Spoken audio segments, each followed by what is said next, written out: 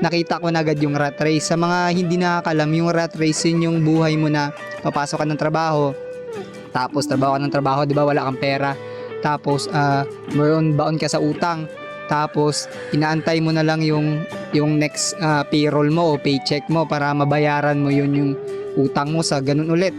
Pag may sahod ka, balik ulit, bayad utang ulit, tapos trabaho ka ulit. Yun yung rat race. So, what's up guys? This is Jeff Generale, isang goofy creative Christian, at welcome to Jeff Generale Reacts.